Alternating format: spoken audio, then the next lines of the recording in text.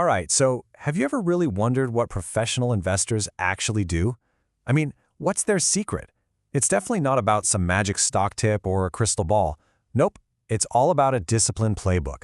And in the next few minutes, we're going to walk through that exact playbook, step by step, so you can finally understand the method behind all the money.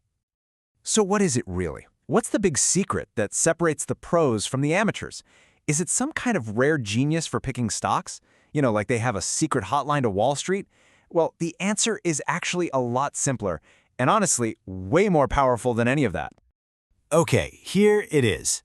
The real difference? It's a process. That's it. A disciplined, structured, and most importantly, repeatable process. See, it's not about trying to predict the future. It's about creating a framework that's so solid, so robust, that you don't have to. So let's break down exactly how they do it. All right, so the first step, and honestly, this is the most important one, it has absolutely nothing to do with markets or stocks. It's all about drawing up the blueprint first.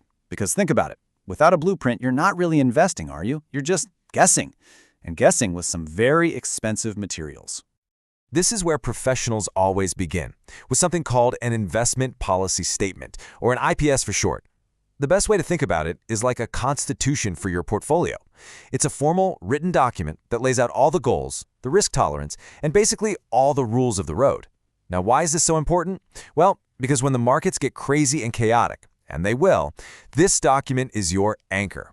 It's what keeps you from making emotional and usually very costly mistakes. And speaking of risk, here's a really crucial distinction that pros make. They see risk as a balance between two different things. On one side, you've got your ability to take risk. This is the objective stuff, the hard numbers, right? Your wealth, your time horizon. But on the other side, you have your willingness to take risk. This is all psychological. I mean, can you actually stomach a 20% drop in your portfolio without totally panicking? A really successful strategy has to satisfy both sides of this equation. Okay, so once that blueprint is locked in, it's time to open up the toolkit. See, professionals don't just operate on gut feelings or hunches. They use a very specific set of tools to measure, to analyze, and to really understand the trade-offs they're about to make with every single decision. Look, at the end of the day, pretty much every investment decision you can make boils down to these two forces. You've got return. That's the reward, right?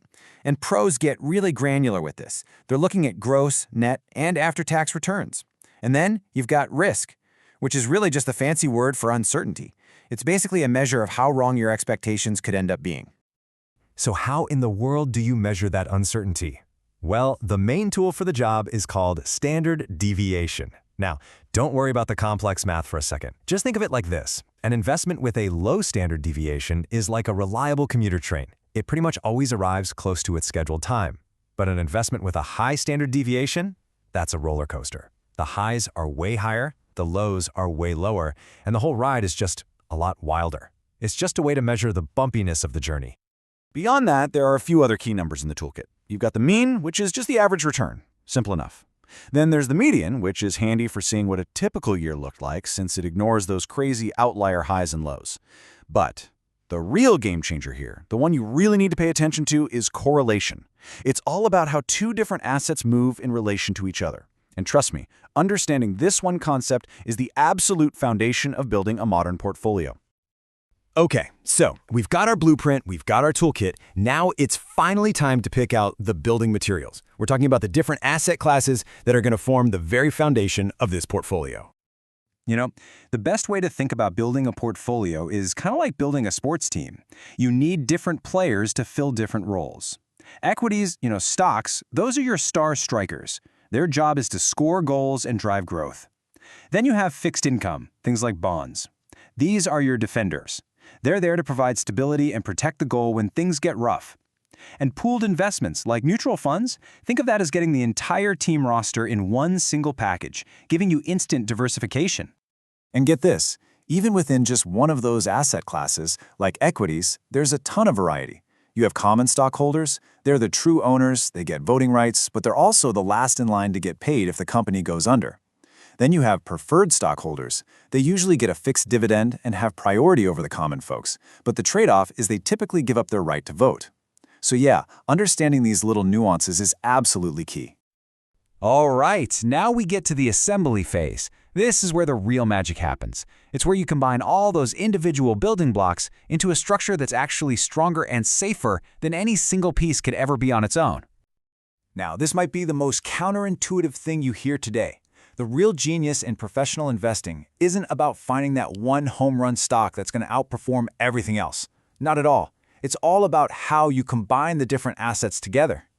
Hey, remember that term from our toolkit a minute ago? Correlation? Well, that is the secret sauce. If two things have a correlation of +1, they move in perfect lockstep. If they have a correlation of -1, they're perfect opposites. When one zigs, the other zags. The whole goal is to find assets that don't move perfectly together. And this is the absolute core principle of what's called modern portfolio theory. It is such a powerful idea. Just by combining assets that don't move in perfect sync, you can actually lower the overall risk of your portfolio without having to sacrifice your potential return. And this, my friends, is what's famously known as the only free lunch in all of investing. Okay, so all of this leads us to a concept called the efficient frontier. Now, I know this graph might look a little intimidating, so just ignore it for a second and think of it like this. Imagine every possible portfolio combination of stocks and bonds is a tiny dot on this chart. The vast majority of them are bad combos. You're taking on way too much risk for way too little return. The efficient frontier is that curved line. Those are the best-in-class options. A pro's job is to build a portfolio that lives somewhere on that line, making sure their client is getting the absolute best possible return for whatever level of risk they've chosen to take. So, let's recap.